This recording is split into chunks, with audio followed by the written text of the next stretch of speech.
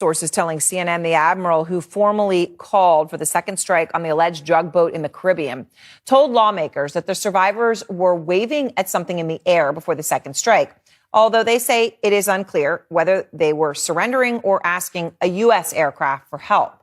We are also learning that Admiral Bradley told lawmakers that the boat was going to meet a large telling CNN the admiral who formally called for the second strike on the alleged drug boat in the Caribbean told lawmakers that the survivors were waving at something in the air before the second strike, although they say it is unclear whether they were surrendering or asking a U.S. aircraft for help.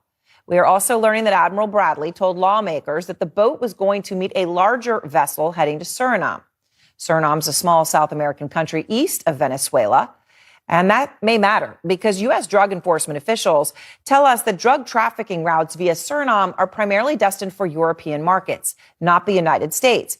Of course, President Trump has explicitly said that this boat was an imminent threat heading to the United States, saying, quote, the strike occurred while the terrorists were heading to the United States. And all eyes right now are on the embattled Defense Secretary. Secretary Hegseth is preparing to address the Reagan National Defense Forum.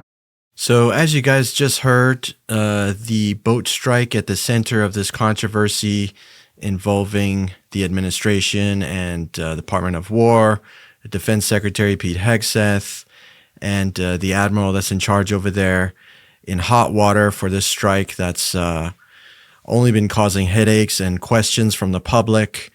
And now we just see that the boat was not even intended to be destined to the United States, but instead to Suriname, which is a couple of countries over from Venezuela, away from the U.S., apparently with the ultimate destination of somewhere in Europe. Mike, what do you make of these new revelations that we're learning here? Shocking, but not too surprising, because I was wondering how would a boat like that even get to the U.S., without having to refuel like 20 times, et cetera. I know that's been a very controversial point, but here's the answer. It wasn't going super long distance. It was just going a couple countries over. And yeah, if that's the case, I think it's pretty damning for this administration, especially because Trump has been very explicit. It's going to the U.S., it's coming to the U.S., blah, blah, blah.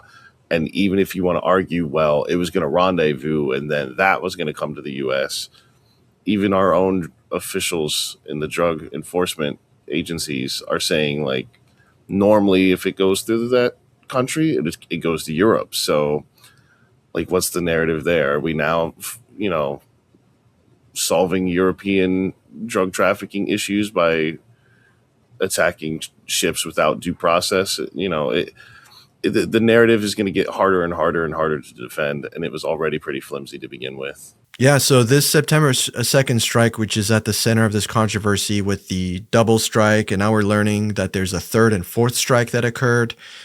Questions of legality on, is this a war crime, or even worse, is this a murder? Because we don't even have an official declaration of war with Venezuela.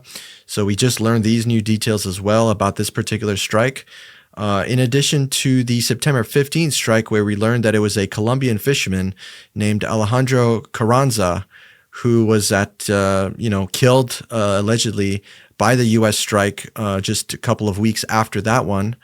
So not even a person from the country that we were supposedly targeting, who's apparently Colombian, whose family is now, officially putting forth a declaration on his murder and his death, and they're trying to seek more answers from their government to our government. But, again, from the, quote, most transparent administration in history, in their words, there's very murky details about these strikes that are going on.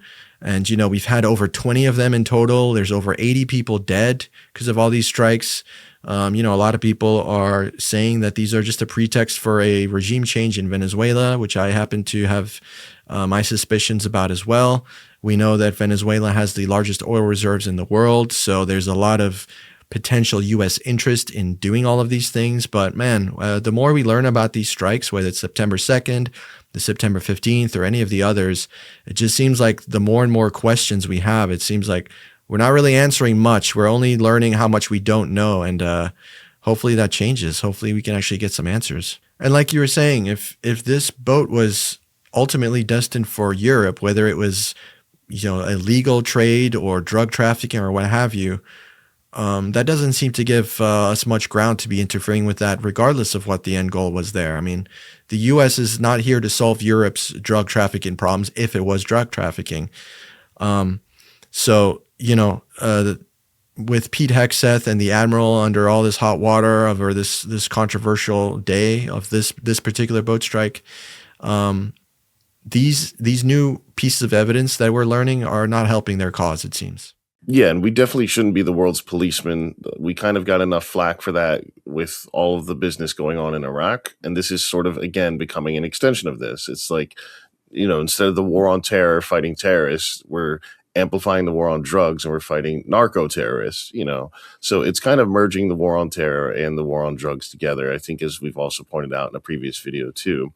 But even if these are legitimate strikes, in the sense that even if these are legitimate drug traffickers, there's still a massive problem with legality. I mean, I'm no lawyer, but you don't just murder drug traffickers. You arrest them, you prosecute them, you put them in prison, so it's concerning on all fronts, because if they can do this to drug traffickers, then they can find another excuse to kill somebody else. And the big fear, this is probably very alarmist, and I don't fully buy into this just yet, but the idea by extension could be that if this administration goes full dictatorship, they could start killing American citizens and just label them as, oh, they were narco-terrorists or they were Antifa, and hey,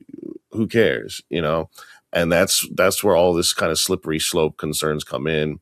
So I think anybody who's out there, on the legal side of things, they need to be vigilant in making sure that we hold people accountable and that we're following international law, because the last thing we want to do is paint ourselves even worse than we already have been when it comes to imperialism and other, severe crimes against humanity that we've done in the past. We have enough stains.